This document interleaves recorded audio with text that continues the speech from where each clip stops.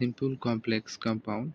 তো স্ক্রিনে যে আপনারা শব্দগুলো দেখতে পাচ্ছেন, তো এরকম শব্দযুক্ত 11টি নিয়ম যদি আপনারা শিখতে পারেন, তাহলে সিম্পল কমপ্লেক্স কম্পাউন্ড করাটা আপনাদের জন্য সহজ হয়ে যাবে। তো আপনাদের পরীক্ষায় যেই নিয়মগুলো থেকে বেশি আসে সেগুলো হচ্ছে এগুলো। তো এই নিয়মগুলো আপনারা কিভাবে প্র্যাকটিস করবেন সেটি আমি আপনাদেরকে বলে দিচ্ছি। সেটি হচ্ছে যে আপনারা ধরুন এখান থেকে কোনো একটা নিয়ম প্র্যাকটিস করবেন। তো প্রথমে যে কাজটি করবেন সেটি হচ্ছে আপনি যে নিয়মটি প্র্যাকটিস করবেন সেটাকে আপনি ধরেন প্রথমে আপনি সিম্পল থেকে কমপ্লেক্সে যাবেন, আবার সেই নিয়মটারই সিম্পল থেকে কম্পাউন্ডে যাবেন।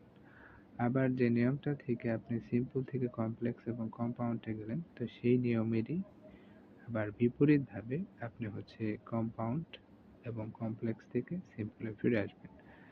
এভাবে যদি আপনি প্র্যাকটিস করেন তাহলে দেখবেন যে আপনি খুব দ্রুত এবং অল্প সময়ের মধ্যে সিম্পল কমপ্লেক্স কম্পাউন্ড শিখে ফেলতে পারবেন। আশা করি বুঝতে পেরেছেন। যদি ভালো লেগে থাকে তাহলে অবশ্যই আপনি চাইলে লাইক, কমেন্ট অথবা সাবস্ক্রাইব করতে পারেন। আর যদি ভালো না লাগে তাহলে আপনি এড়িয়ে যেতে পারেন।